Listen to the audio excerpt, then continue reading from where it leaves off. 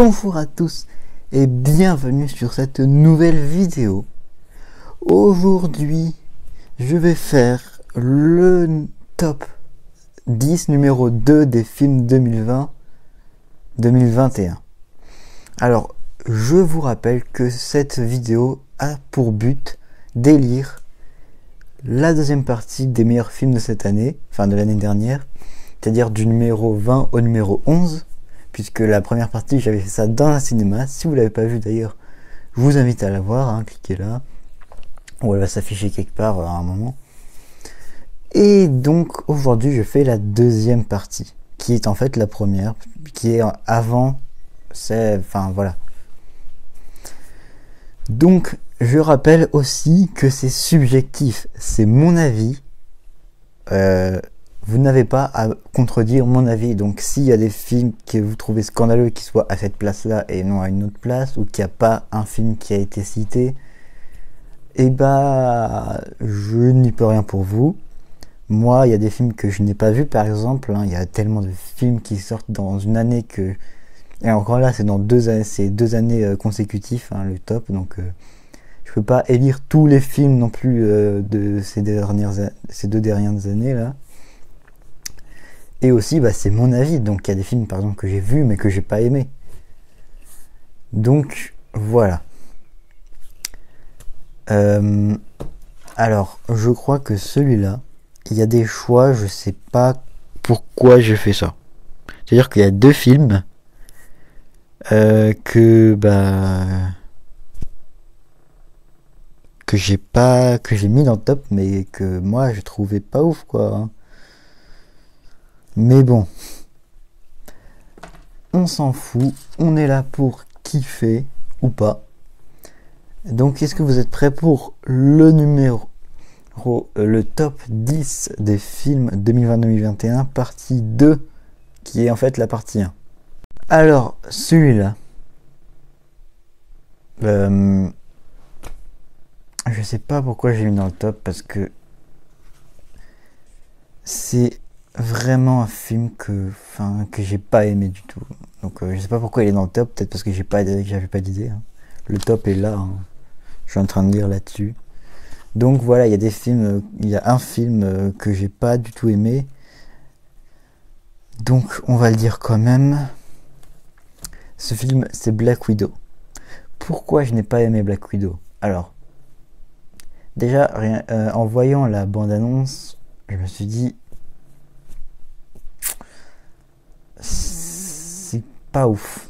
Il y a des bandes annonces qui m'ont donné plus envie d'aller voir le film que le film lui-même. Par exemple, on prend un film qui est sorti cette année, il y a The Batman, la première bande annonce est extraordinaire, et le film est bien, mais la bande annonce est extrêmement bien. C'est pareil pour Pirates des Caraïbes 5, qui est sorti en 2007, donc là c'est un peu plus vieux, où une des premières bandes annonces est juste hallucinante, et le film en soi est plutôt bon.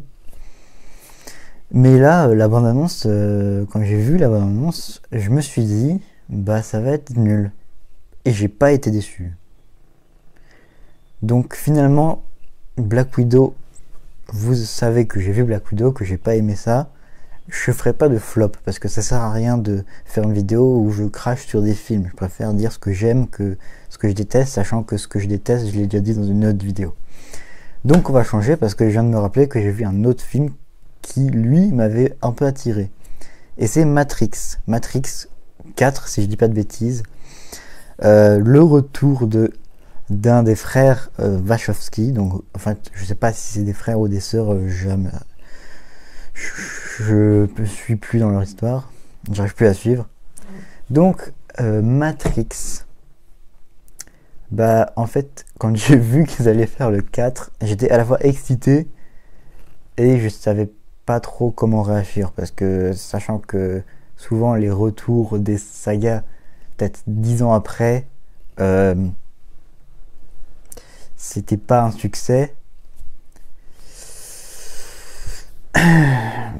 Pour en citer un, il y aura un Avatar 2, voilà, déjà que le premier, je l'ai pas apprécié.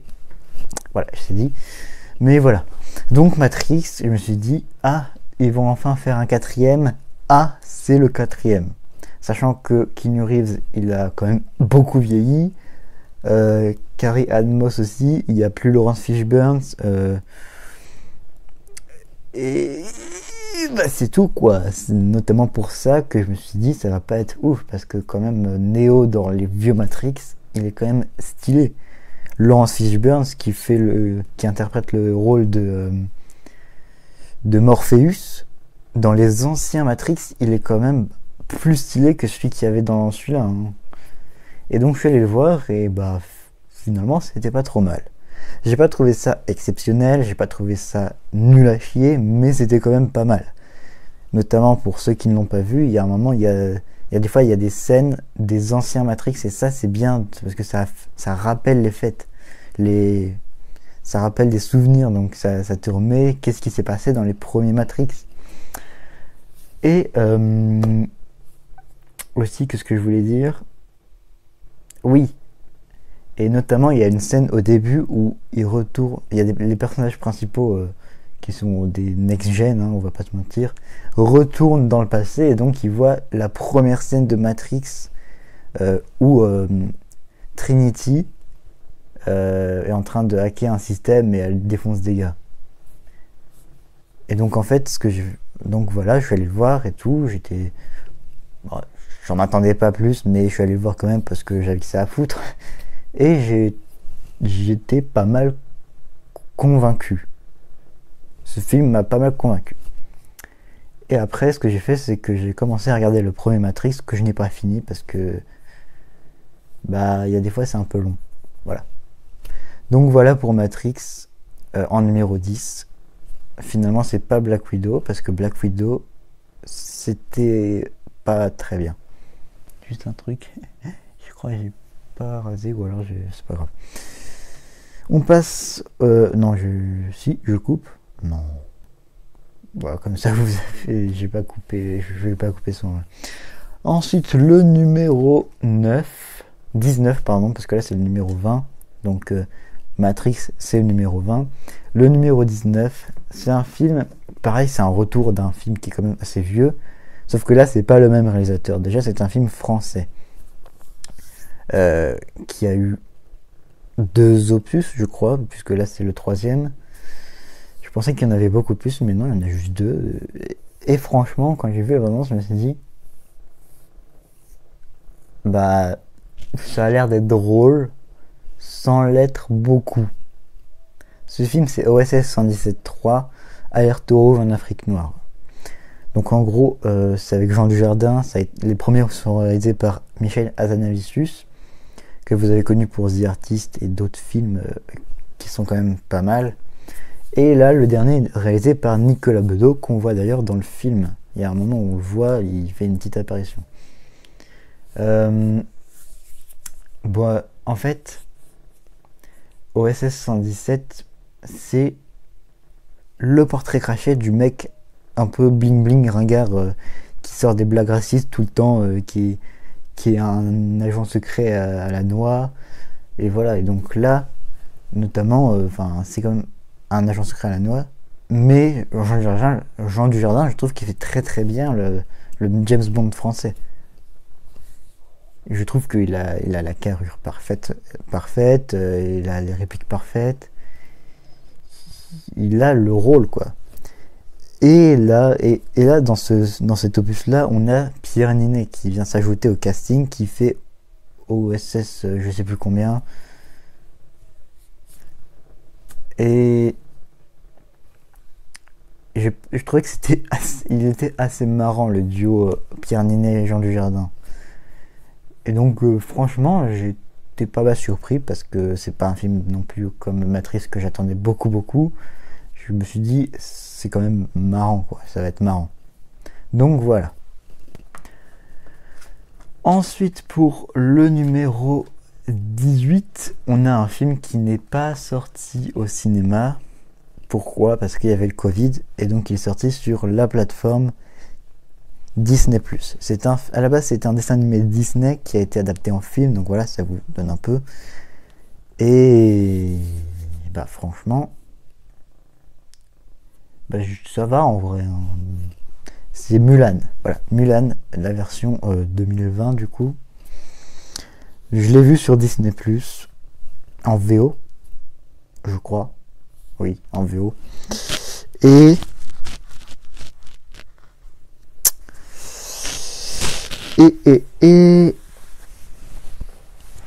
Et bah... Il est quand même pas mal pour un... Parce que Mulan, hein, c'est pas facile d'adapter Mulan en film. Sachant qu'il y a des dragons, il y a des... il y a plein de trucs qui sont très Disney. Donc adapter Mulan en film, c'était pas facile. Mais ils ont bien réussi quand même. Voilà. Voilà pour le numéro 18. Pour le numéro 17, on a un autre Disney qui cette fois est sorti au cinéma et qui a été pas mal repoussé, mais pas beaucoup de fois.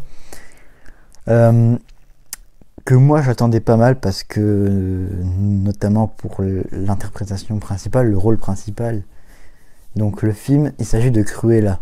Et donc dans le rôle principal, on a Emma Stone, qu'on n'a pas vu depuis un bon moment, je crois. Hein. La dernière fois qu'on l'a vu, c'était... Je sais pas. Je crois que ça devait être dans Zombieland 2, donc ouais, c'est quand même pas mal.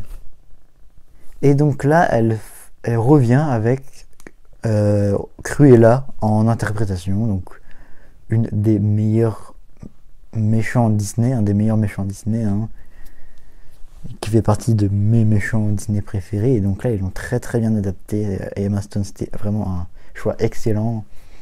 Au début, j'ai pas cru quand ils ont annoncé le film. Au début, qu'ils ont juste dit ouais, Emma Stone va jouer Cruella, machin, j'ai pas cru. Mais finalement, j'étais assez surpris. Rassurez-vous. Et donc, bah, ça a tout à fait matché. Hein. C'est incroyable ce film. C'est pas du tout du Disney, je dirais. Hein. J'ai pas vraiment senti la patte de Disney. Bien sûr, je savais que c'était un Disney parce que Les 101 Dalmatiens, c'est un Disney de base, mais là, chapeau.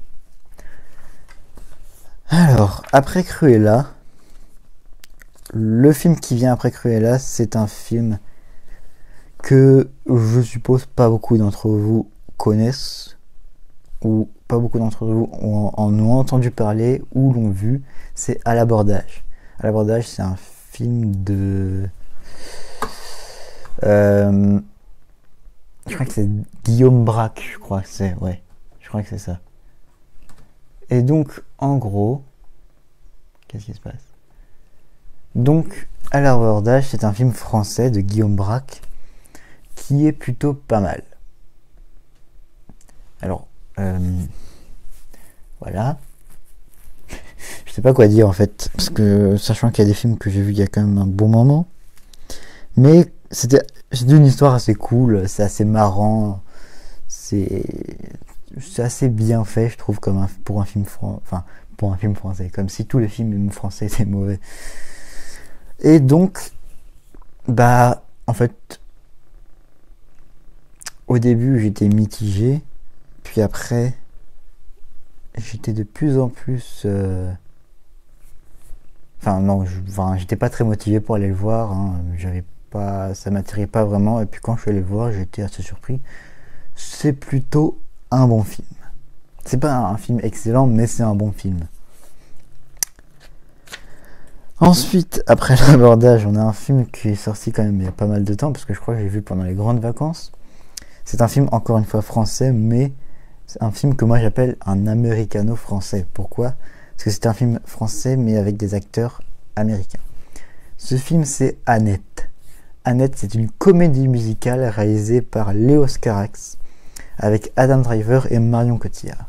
Alors Annette, pareil, Léos Carax, pour ceux qui ne connaissent pas le bonhomme, c'est un mec qui a des films assez bizarres. Hein. Et donc là, c'était vraiment bizarre. C'est l'histoire d'un couple où leur enfant, c'est une poupée. Voilà. C'est une comédie musicale française, quoi. Adam Driver, ça fait quand même un bon moment qu'on l'a pas vu. Et on l'a pas vu, je crois, depuis Marriage Story ou Star Wars. Marion Cotillard, pareil. Hein, ça faisait quand même un bon moment qu'on l'avait pas vu. Et les deux vont super bien ensemble. Il y a des trucs qui sont vraiment majestueux. c'est orchestral, c'est incroyable ce film. Mais vraiment, j'ai trouvé très très beau, malgré que l'histoire c'est quand même assez chelou. Voilà, voilà. On va passer maintenant au deuxième film où je sais pas pourquoi j'ai mis là. James Bond. Pourquoi j'ai mis ça là James Bond, James Bond, James Bond. Alors, je sais pas que j'ai un problème contre Daniel Craig. J'arrive pas à prononcer son prénom. Daniel Craig en James Bond. C'est pas pour ça que. C'est juste que.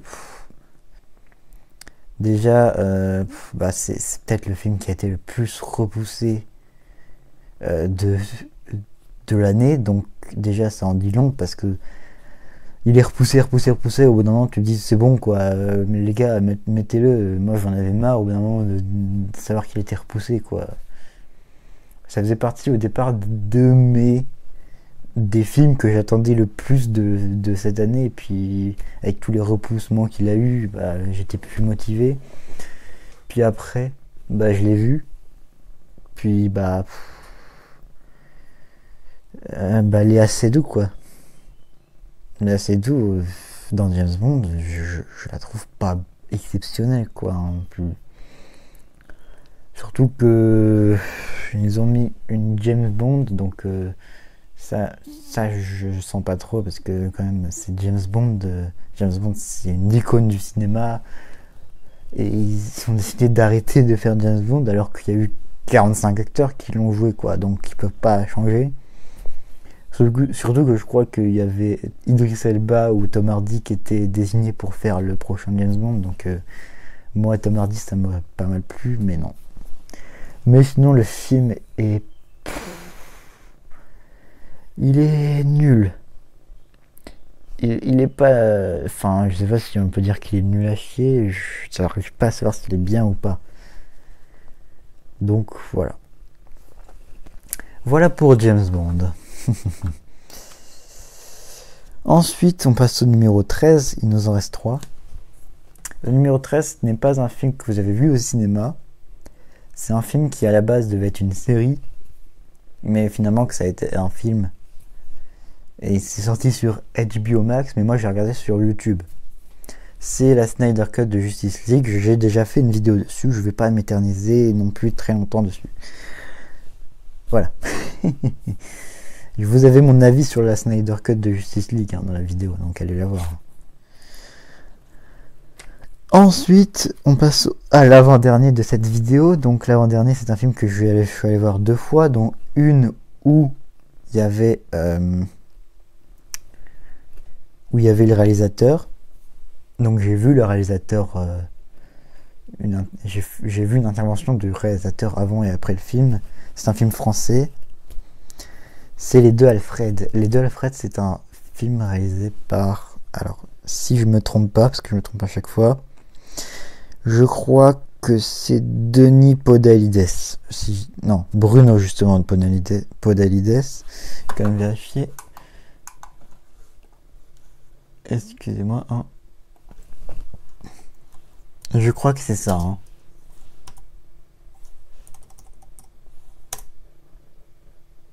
Voilà, réalisé par Bruno Podalides, j'ai l'ordi juste à côté, avec justement Denis Podalides, donc qui sont frères et qui sont acteurs et donc réalisateurs. Il y en a un qui est réalisateur. Et franchement, j'ai trouvé pas mal ce film. La première fois que je l'ai vu, j'ai trouvé ça drôle, mais j'ai pas beaucoup rigolé. Mais la deuxième fois que j'ai vu, j'ai trouvé ça incroyable quoi. Il y a des moments qui sont tellement drôles. C'est tellement bien pensé, il y a des plans qui sont bien faits. C'est pour un... Bon, encore une fois, je vais dire pour un film français, mais là, en même temps, film français en plan, il y en a qui sont pas ouf, quoi. Les meilleurs, c'est les Américains, on peut pas se le cacher. Et là, c'était tellement marrant, c'était tellement bien, c'était super. Voilà, donc maintenant c'est le dernier de cette vidéo, qui est le numéro 11 de cette de ce classement. Le numéro 11, c'est un film que je suis allé voir au cinéma, dont j'ai parlé sur cette chaîne dans la première vidéo que j'ai faite au cinéma. Donc 3 films à voir. Donc il y avait Drunk, Adieu les cons et ce film-là qui est Mandibule.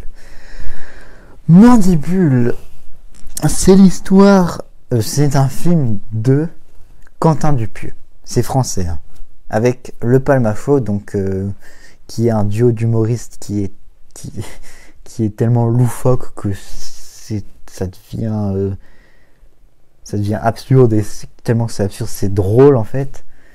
Et tout simplement, Mandibule, c'est l'histoire de 2 gars qui trouvent une mouche géante dans un coffre de voiture, donc ils vont essayer de l'adopter pour se faire de l'argent. Voilà. Donc déjà, dans le film, il y a une mouche géante.